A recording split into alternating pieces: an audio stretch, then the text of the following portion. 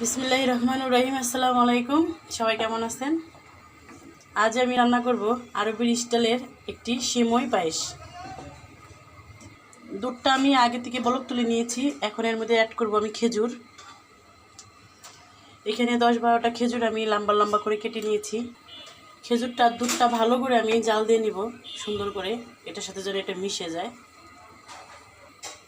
এখানে 3টা এলাচ, 3টা দারচিনি আর 3 টুকরা তেজপাতা এটা দিয়ে দিলাম আমি এখানে। 1 লিটার দুধ আছে, চাইলে আপনারা বেশিও করে নিতে পারেন, বা বেশি যে বাট 1 লিটার দিয়ে এটা পারফেক্ট হয়। সামান্য একটু লবণ দিয়ে দিব। এখানে অ্যাড করব চিনি। এই বাটির 1 চামচ দিয়ে 1 বাটি দিয়েছি, 2 বাটি। যে যেরকম মিষ্টি খান, কেউ মিষ্টি কম খান, কেউ বেশি খান, যে যেরকমভাবে দিতে পারেন, ইচ্ছা মতো, সমস্যা নেই।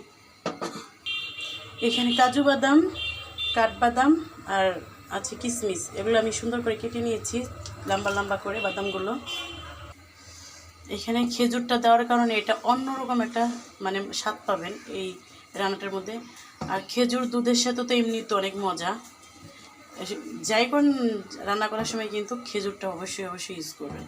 খেজুরের কারণে আমার কালারটা কিন্তু সাদা নাই, কারণ খেজুর দেওয়া হয়েছে, একটু লাল লাল কালার হয়ে গেছে। কিন্তু এটা যখন খাবেন সেটা অন্যরকম একটা মজা পাবেন এটার মধ্যে।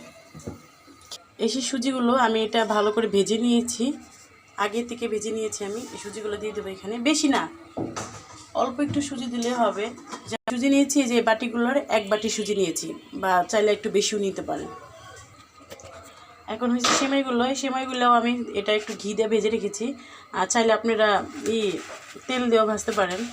ঈদের মধ্যে সব কিছু তো রেখে মানে বেঁচে গেছে, এটাতে কী করবো, কিছু না কিছু তো করতে হবে, তাই কিছু একটা রেসিপি, সুন্দর একটা রেসিপি করে ফেললাম। এখন আমি দিয়ে দেবো কিছুটা গুঁড়া দুধ। এই যে আমার এটা হয়ে গেছে, এটা কিন্তু পানি পেয়ে থাকবে না, এটা কিন্তু টাইট হবে একটু।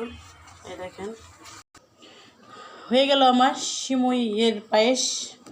সবাই কমেন্ট করবেন আমার পায়েসটা কেমন হয়েছে। সুজি সিমইয়ের পায়েস, আরব দেশের মতো এটা একটা রেসিপি।